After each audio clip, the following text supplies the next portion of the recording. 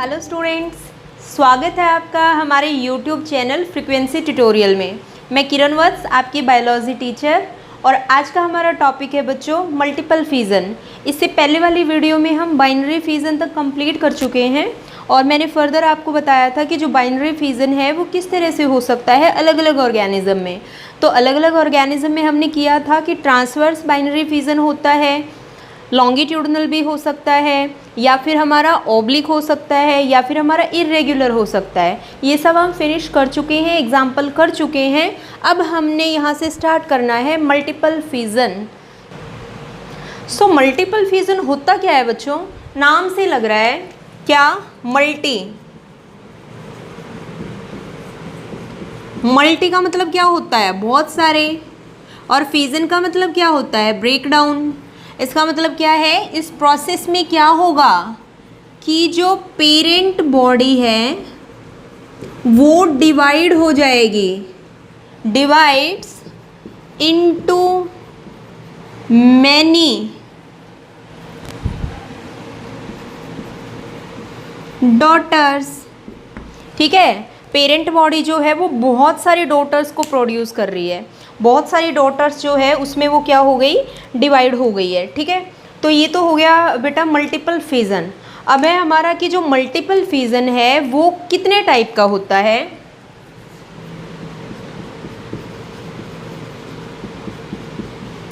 Multiple fission जो है ये है हमारा दो टाइप का।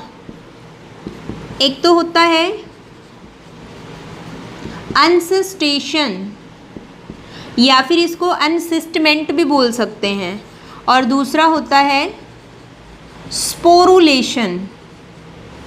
अब ये देखो ये होते क्या क्या हैं, अनसिस्टेशन और स्पोरुलेशन। अनसिस्टेशन में क्या हुआ? अकर इन अनफेवरेबल कंडीशन। मल्टीपल फिजन जो है उसमें अगर अनसिस्टेशन की बात करें तो कब होगा अनसिस्टेशन? जब अनफेवरेबल कंडीशन आती हैं तब होगा। और जनरली हम यहाँ पे किसकी बात कर रहे हैं? अमीबा की बात कर रहे हैं। देखो बच्चों ध्यान देना, अमीबा के अंदर अगर बाइनरी फिजन की बात करें तो बाइनरी फिजन फेवरेबल कंडीशन में होता है, और अगर हम अमीबा में मल्टीपल फिजन की बात कर रहे हैं तो वो अनफेवरेबल कंडीशन में होता है। ठीक है, अब अनफेवरेबल का मतलब क्या हुआ कि जैसे मान लिया पोंड है, पोंड के अंदर बहुत सारे अमीबा हैं और पोंड के अंदर से वाटर क्या हो गया? ड्राई होने लगा और पोंड क्या हो गया? सूख गया। तो जितने भी अमीबा हैं उनकी सबकी कंडीशन कैसी आ गई? अनफेवरेबल। तो वो उस कंडीशन में अपने आप को सर्वाइव रखने के लिए अपने बाहर जो उसकी शुडोपोडिया की शेप है उसमें से 3 लेयर को विड्रॉ कर देंगे। उन 3 लेयर को हम क्या बोलते हैं? Cyst wall. और वो सिस्ट वॉल इसीलिए बनाते हैं ताकि वो अपनी अनफेवरेबल कंडीशन में भी सरवाइव कर पाएँ, जब तक उनकी फेवरेबल कंडीशन वापस ना आ जाए तब तक। ठीक है बेटा, तो देखो ये अमीबा जो है उसकी शेप है। तो अमीबा ने क्या किया? 3 सिस्ट वॉल जो है उसको जनरेट कर दिया। ये है सिस्ट वॉल, इनको क्या कर दिया? जनरेट कर दिया। और जो बीच में इसका न्यूक्लियस था, न्यूक्लियस क्या हो गया बेटा? कई पार्ट में डिवाइड हो गया। मल्टी न्यूक्लियाई, क्या बोल दिया? Multi nuclei. अब ये जो है ये स्ट्रक्चर जैसा बना है अमीबा का, ये कोई ट्रू स्ट्रक्चर नहीं है, ये एक फॉल्स स्ट्रक्चर है। मतलब जब अनफेवरेबल कंडीशन आई है तब अमीबा ने ऐसा स्ट्रक्चर बना दिया। तो एक तरह से क्या है? शुडोपोडिया है ना, तो इसके अंदर जो बन रहे हैं उनको क्या बोल देंगे?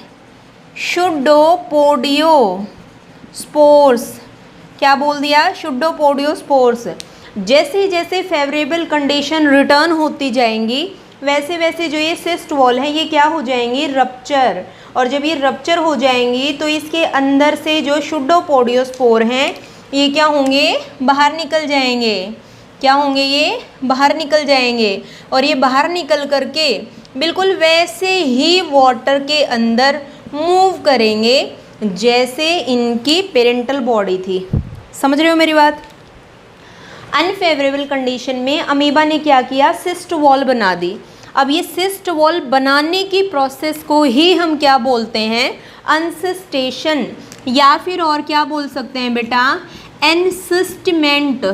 ठीक है, इसलिए एनसिस्टेशन बोला इसको।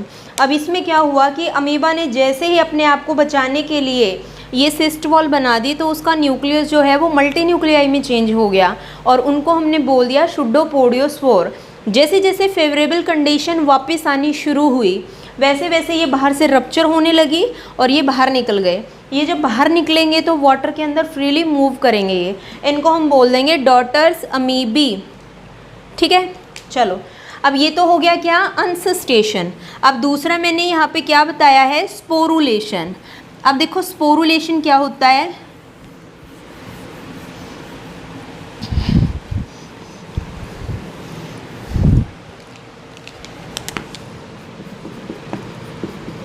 स्पोरुलेशन। स्पोरुलेशन का मतलब क्या हुआ, फॉर्मेशन ऑफ स्पोर्स।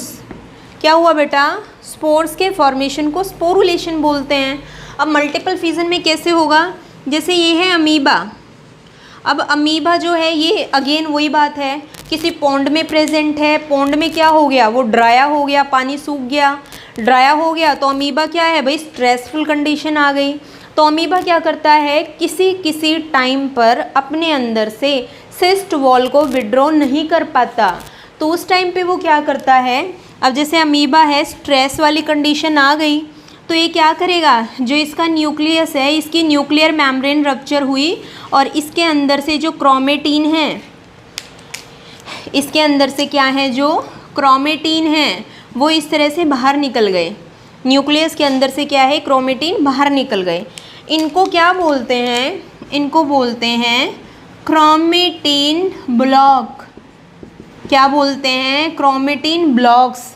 उसके बाद क्या होगा, अब ये धीरे धीरे क्या है, इसकी बाहर वाली जो लेयर है अमीबा की वो रप्चर हो गई और उसके अंदर से क्या है, ये जो थे ये सारे बाहर निकलने लगे। ये क्या है, ये बाहर निकलने लगे, ये इस तरह से ये बाहर निकल रहे हैं सारे। ठीक है, जब ये यहाँ से बाहर निकल रहे हैं तो ये स्ट्रक्चर देखो बेटा कैसा बनेगा। ये जैसे बाहर निकल गया, ये है न्यूक्लियर केज, मतलब इसके ऊपर की जो मेम्ब्रेन है उसको न्यूक्लियर केज बोला। न्यूक्लियर केज के अंदर से इस तरह का स्ट्रक्चर निकला अमीबा के जैसा। दूसरा देखो ये है, इसके ऊपर की बाउंड्री है न्यूक्लियर केज, न्यूक्लियर केज के अंदर से ये स्ट्रक्चर बाहर निकल गया। इसका मतलब जो ये यहाँ पे निकल रहा है ये क्या है, अनशीटेड अमीबी। अनशीटेड का मतलब क्या है, जिसके ऊपर कोई कवरिंग है ही नहीं। अगर इस तरह का मल्टीपल फिजन हो रहा है तो उसको हम स्पोरुलेशन बोलते हैं। और अगर सिस्ट वॉल बनती हैं, फिर शुडोपोडिया बनते हैं, फिर डॉटर अमीबी बनते हैं, तो उसको अनसिस्टेशन बोलते हैं। मल्टीपल फिजन जो है इसका एक और एग्जाम्पल ले लेते हैं हम, मलेरियल पैरासाइट। मलेरियल पैरासाइट जो है उसके अंदर भी मल्टीपल फिजन होता है। अब मलेरियल पैरासाइट का नाम पूछे कोई आपसे तो आप क्या बताओगे, प्लाज्मोडियम। प्लाज्मोडियम जो है वो मलेरिया कॉज करता है। और प्लाज्मोडियम जो है इसके लिए 2 होस्ट होते हैं, एक तो फीमेल एनाफ्लिज मॉस्किटो और एक ह्यूमन बीइंग। समझ रहे हो, एक क्या है मॉस्किटो, एक है ह्यूमन बीइंग। जो ये पैरासाइट है इसकी हाफ लाइफ साइकिल तो ह्यूमन बीइंग के अंदर चलती है और हाफ लाइफ साइकिल जो है वो मॉस्किटो की बॉडी में चलती है। ठीक है, तो एक बार अगर ये मॉस्किटो की बॉडी में फैल गया तो ह्यूमन बीइंग में आ जाएगा, अगर ह्यूमन बीइंग के ब्लड में फैला हुआ है तो नॉर्मल मॉस्किटो की बॉडी में चला जाएगा। तो इसका मतलब क्या है कि इसके लिए दोनों होस्ट हैं, ह्यूमन बीइंग भी है और इसका होस्ट मॉस्किटो भी है। तो मलेरियल पैरासाइट। अब मलेरियल पैरासाइट जो है इसमें देखो मल्टीपल फिजन होगा किसमें, ये है शिजोंट सेल, ये है uninucleated rounded cell found in the RBC and the liver of human being. Human being के अंदर जो शिजोंट फॉर्म है मलेरियल पैरासाइट की वो पाई जाती है, ठीक है। और जो ये शिजोंट नाम है इसका सेल का, ये राउंडेड है, यूनिन्यूक्लिएटेड है। ये आरबीसी में या फिर लीवर की सेल में प्रेजेंट होगी। लीवर की सेल क्या है? हिपेटोसाइट। अभी ये वहाँ पर क्या करेगी? Multiple fission. क्या करेगी? मल्टीपल फीजन, ठीक है। और जब ये मल्टीपल फीजन करेगी तो शिजोंट सेल जब मल्टीपल फीजन कर रही है तो उसको नाम क्या दे दिया? शीज़ोगोनी।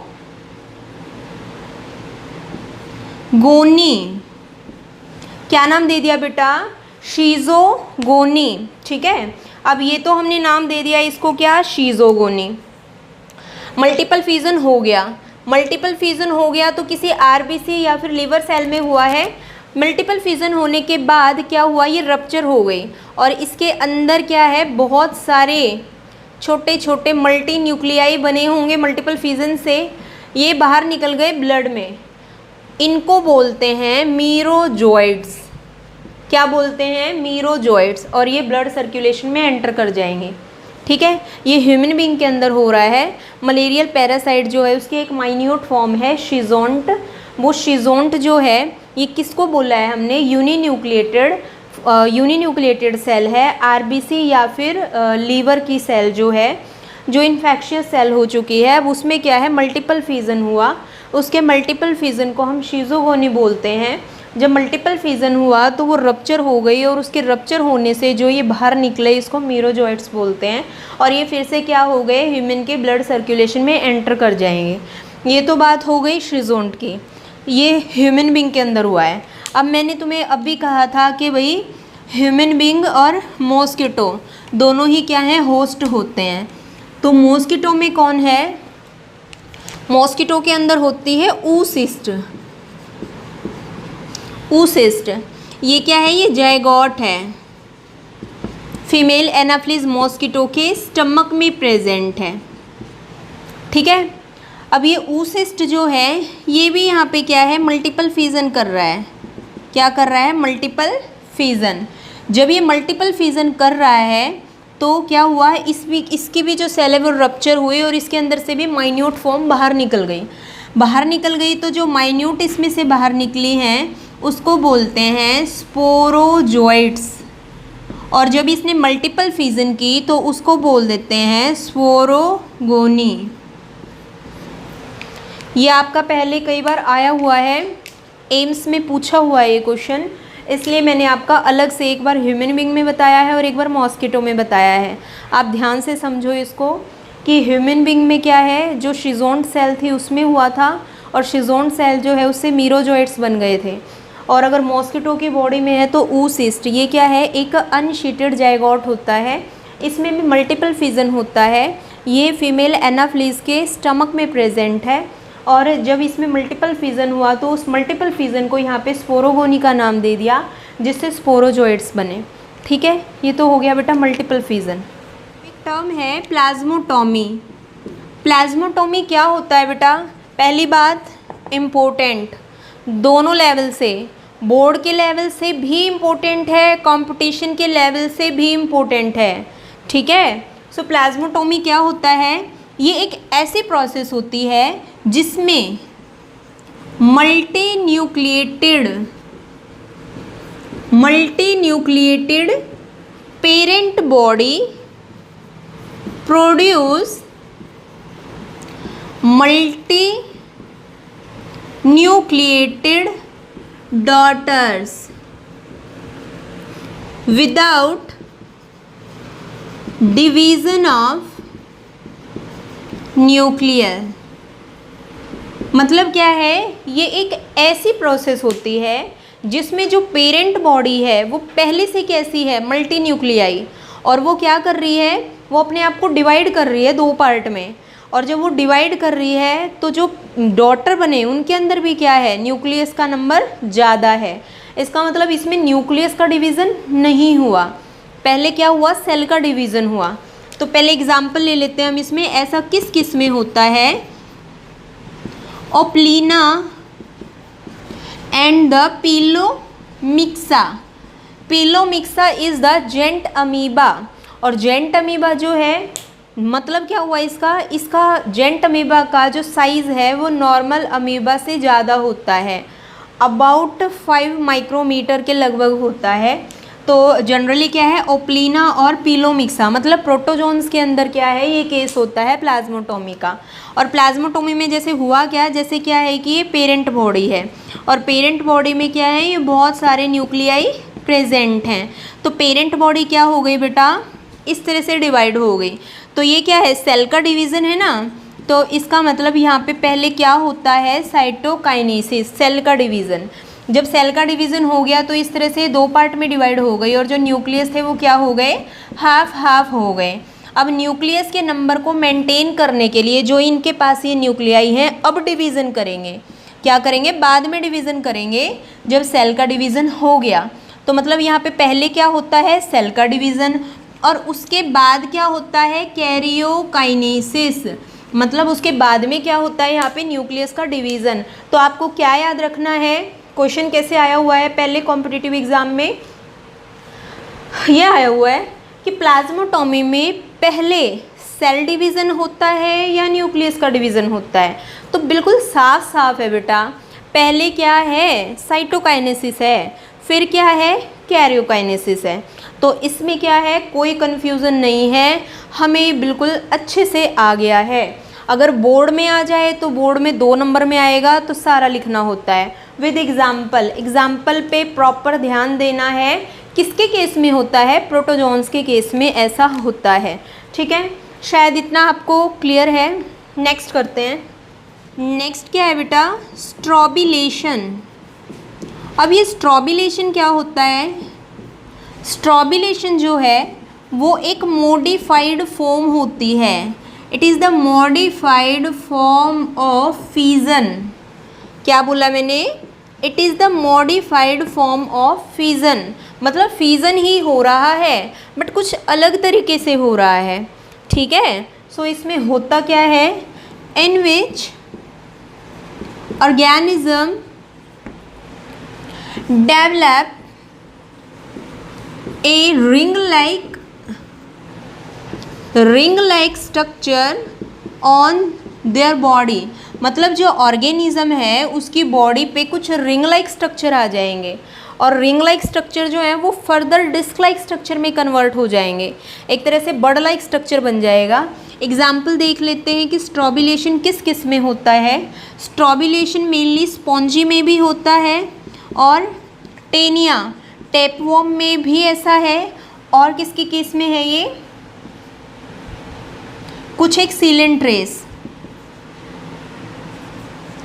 निडेरियन, ठीक है, इनके केस में भी है। तो यहाँ पे देख लेते हैं हम।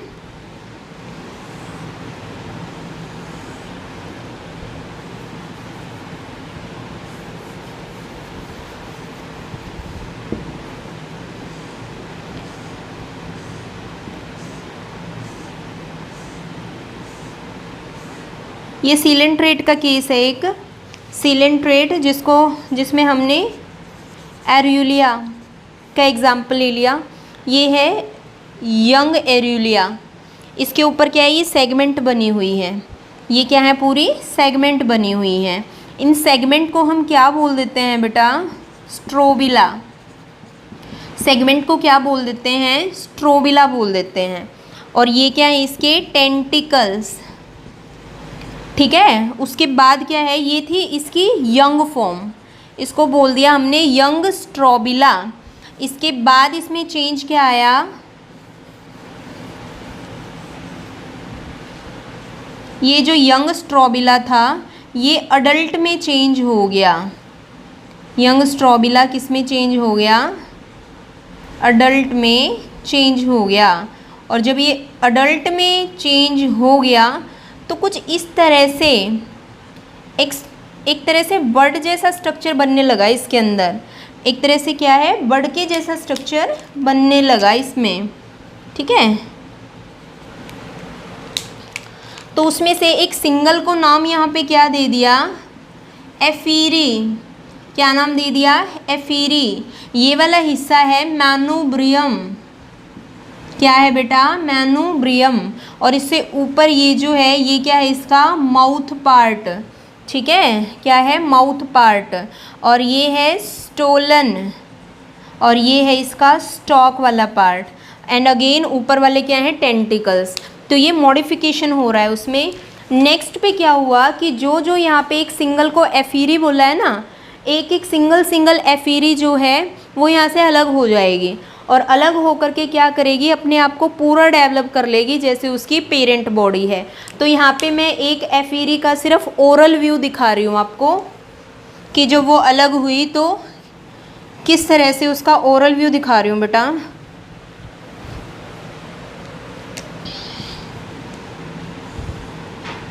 कुछ इस तरह से ये स्ट्रक्चर दिखाई देगा इसका।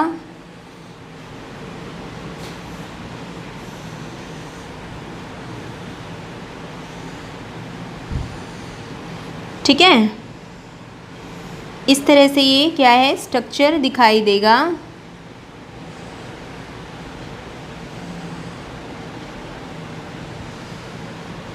ऐसा। इसमें क्या है कि ये माउथ वाला पार्ट दिखा देते हैं। ये है माउथ वाला पार्ट, और ये है मैनुब्रियम।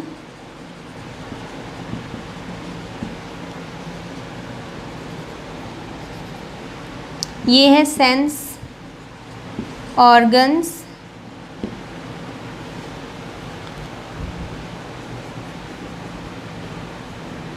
ये है पर रेडियल कैनाल,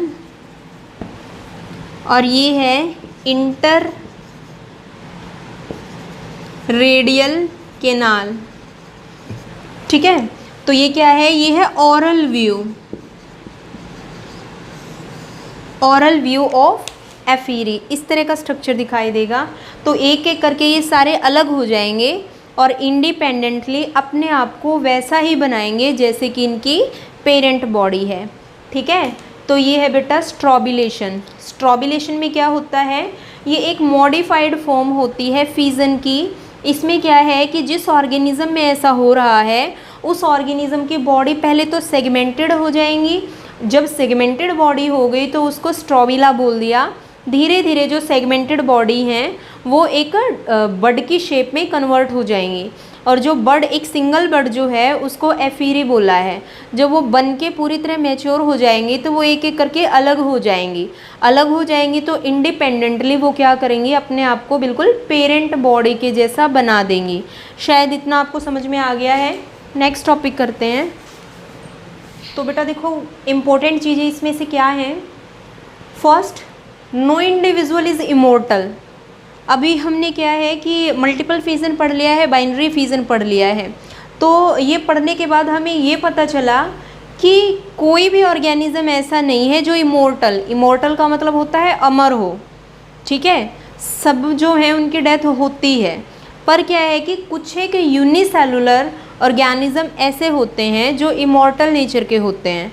एग्जाम्पल यहाँ पे हमने ले लिया अमीबा का। अमीबा जो है ये क्या है, इमॉर्टल नेचर शो करता है। अब कैसे करता है, according to the Hitzman scientist. Hitzman scientist जो है उसके अकॉर्डिंग अमीबा जो है वो इमॉर्टल नेचर का है। अब ऐसा क्यों, क्योंकि एक साइंटिस्ट था ऑगस्ट विस्मान जिसने अपनी जर्म प्लाज्मा थ्योरी दी थी।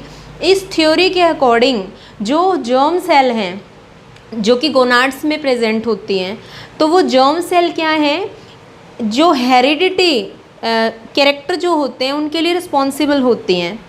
ठीक है, तो इसका मतलब क्या है कि जो जेनेटिक चेंज आएंगे वो सिर्फ जर्म सेल की वजह से आते हैं, किसी सोमेटिक सेल की वजह से नहीं आते हैं। और अमीबा जो है इसमें कोई स्पेशल टाइप के गोनाड्स प्रेजेंट नहीं होते। इसमें क्या है कि सारा फंक्शन जो है वो सोमेटिक सेल ही कर रही हैं। इसका मतलब अमीबा जो है वो ऑगस्ट विस्मैन की जर्म प्लाज्मा थ्योरी को फॉलो नहीं करता, तो इसलिए वो क्या है, इमॉर्टल नेचर का है। आपका ये क्वेश्चन पहले आया हुआ है, कई बार आया हुआ है, तो आप इसको एक बार अच्छे से पढ़ लेना कि इमॉर्टल नेचर का है तो क्यों है, क्योंकि एक तो उसका कोई रेजिड्यू नहीं बचता जब वो डिवीज़न करता है। दूसरा वो क्या है, ऑगस्ट विस्मैन की थ्योरी ऑफ जर्म प्लाज्मा को फॉलो नहीं करता है। ठीक है, तो इसलिए क्या है, वो इमॉर्टल नेचर का है। दूसरी चीज़ क्या याद रखनी है कि जो मल्टीपल फिजन है, जैसे अभी मैंने आपको बताया था, एक तो मलेरियल पैरासाइट में होता है मल्टीपल फिजन, दूसरा मोनोसिस्टिस में भी होता है।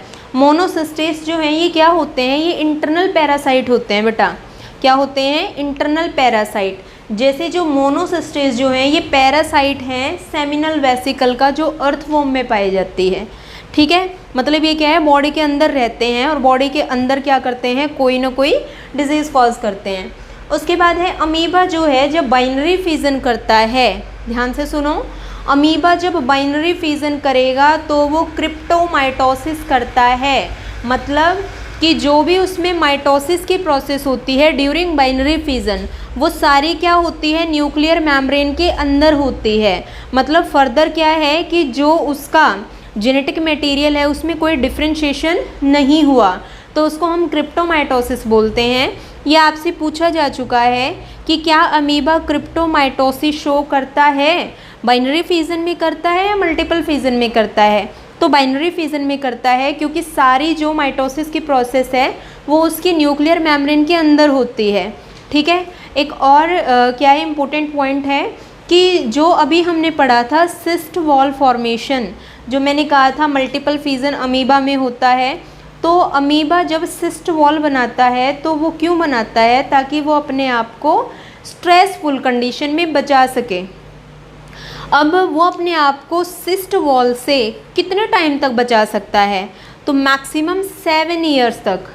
अगर 7 साल तक भी अमीबा की अनफेवरेबल कंडीशन रही, बिल्कुल वो ड्राई कंडीशन में रहा, पोंड बिल्कुल सूख गया, पानी ही नहीं आया, तो 7 साल तक अमीबा जो है वो क्या है, सिस्ट वॉल की हेल्प से अपने आप को सरवाइव करवा सकता है। ये भी क्वेश्चन आपका पहले पूछा हुआ है। तो ये बेटा यहाँ तक हो गया हमारा फिजन तक। अब नेक्स्ट करते हैं अपना नेक्स्ट टाइप जो है असेक्सुअल रिप्रोडक्शन का, वो है बडिंग।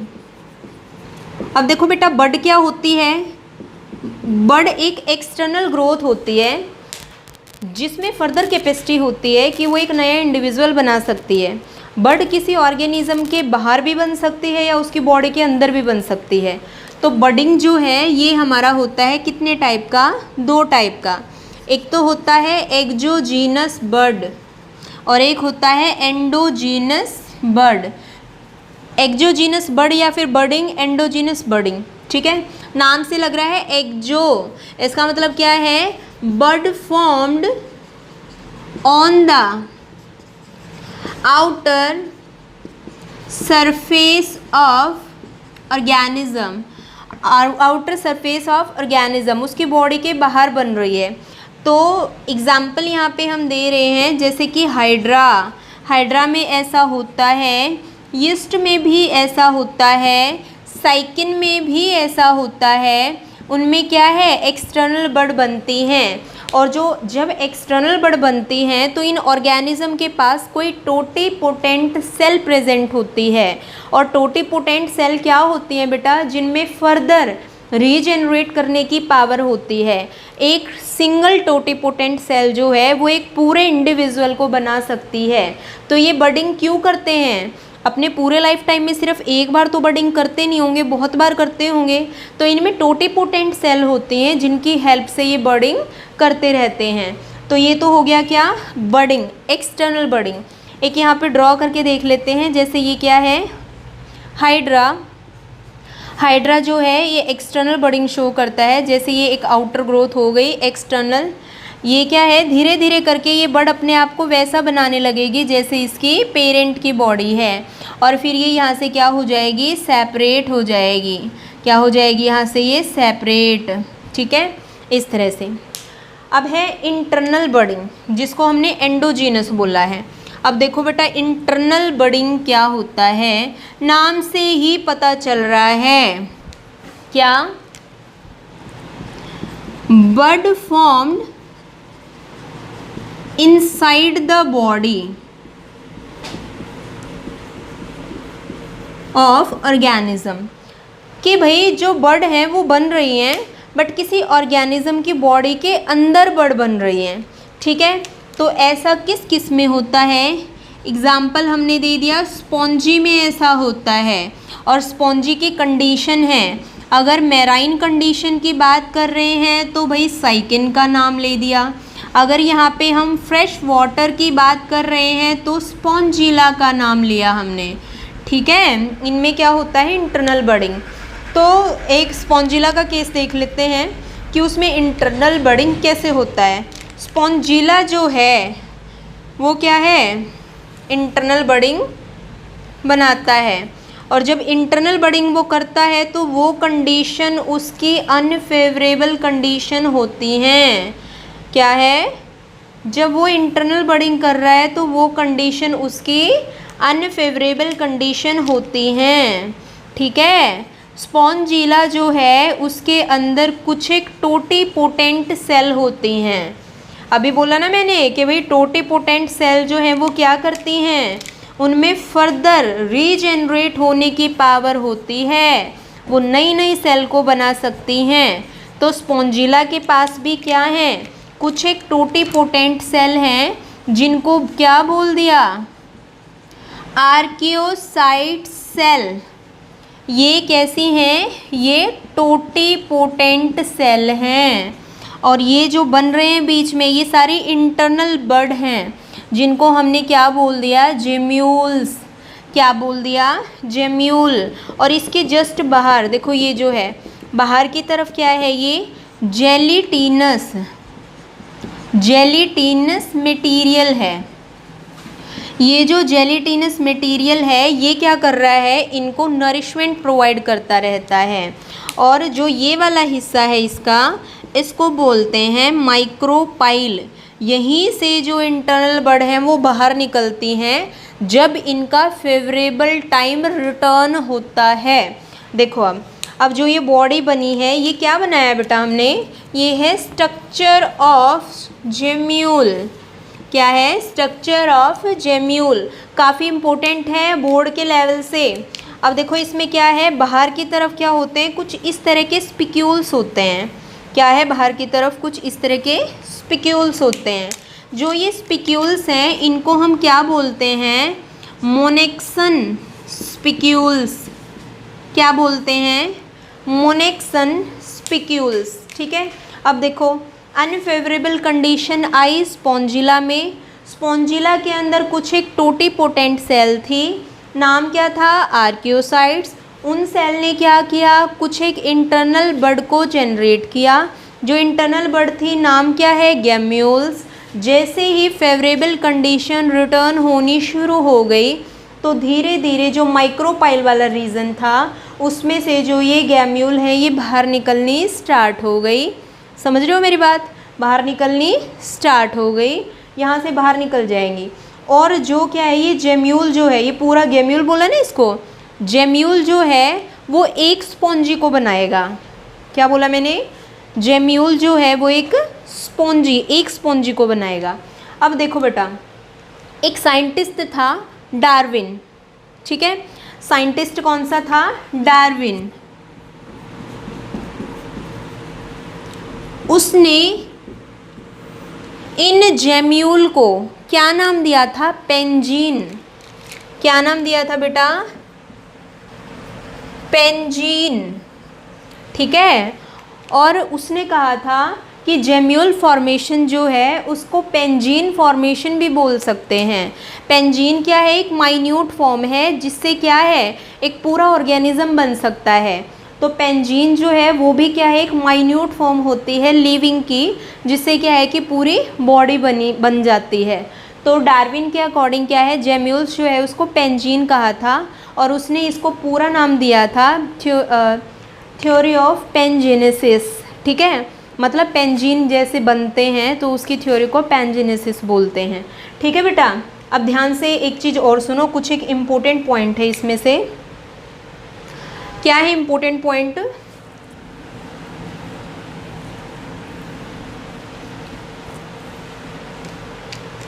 कि जो ये जेम्यूल है, जो जेम्यूल बन जाते हैं, जेम्यूल्स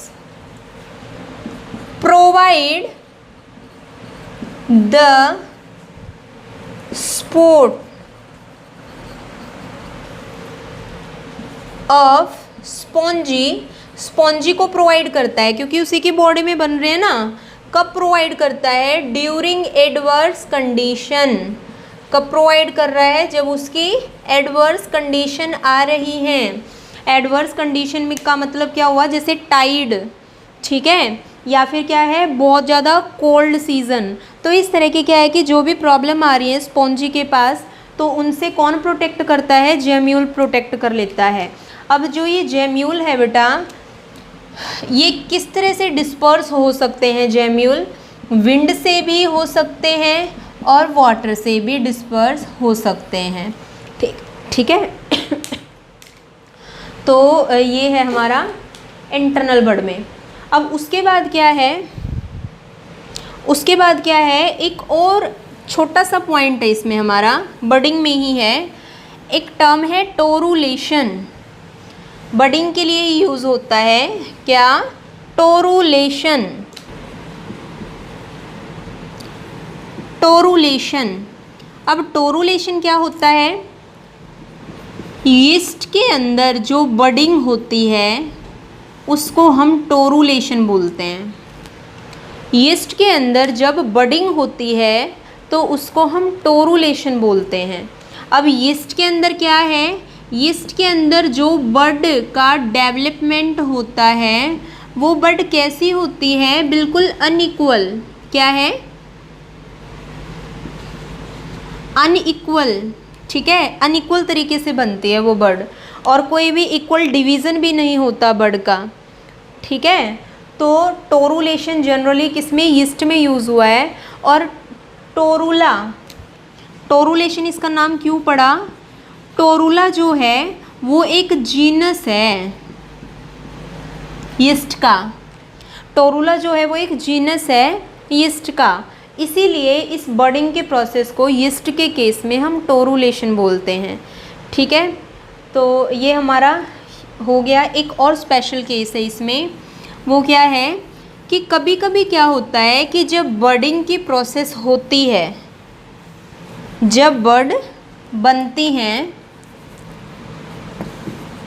तो बड का फॉर्मेशन तो हो जाता है, but they are attached to the mother body. Bud तो मतलब बन गई, पर वो उसके मदर बॉडी से अलग नहीं हुई, वो मदर बॉडी से चिपकी ही रहती हैं। और वहाँ से चिपके हुए वो क्या कर लेती हैं? दे फॉर्म्ड कॉलोनी, और वहीं पर वो अपना एक पूरा ग्रुप बना लेती हैं। ऐसा किस में होता है? ओबिलिया में। ऐसा किस में होता है? ओबिलिया में ऐसा होता है। मेराइन कंडीशन में पाया जाता है, निडेरियन के अंदर आता है, तो ओबिलिया में ऐसा होता है। और जब ये पूरी क्या है, इसकी कॉलोनी बन गई पूरी, तो उस कॉलोनी में जितनी भी बड हैं वो सारी क्या करती हैं? अलग अलग फंक्शन परफॉर्म करती हैं। क्या करती हैं? अलग अलग फंक्शन परफॉर्म करती हैं। तो इंडिविजुअल को क्या कहा जाता है? जूओइड्स। क्या कहा जाता है? जूओइड्स। तो ये भी एक स्पेशल केस है ओबिलिया का, जिसमें क्या होता है कि बड तो बन गई बट वो मदर की बॉडी से ही चिपकी हुई होती हैं और वहीं पर ग्रुप बना लेती हैं। तो उसमें जो ग्रुप बनता है उसमें जितनी भी बड होती हैं वो सारी क्या करती हैं? अलग अलग फंक्शन करती हैं। ठीक है, तो इंडिविजुअली उसको नाम क्या दे दिया हमने? जूओइड्स का नाम दे दिया। तो ये हमारा बडिंग वाला टॉपिक हो गया है कंप्लीट। इससे नेक्स्ट जो है वो अभी हम शुरू करेंगे फ्रेगमेंटेशन। तो इससे आगे बच्चों अपनी अगली वीडियो के साथ मिलते हैं फ्रेगमेंटेशन टॉपिक के साथ।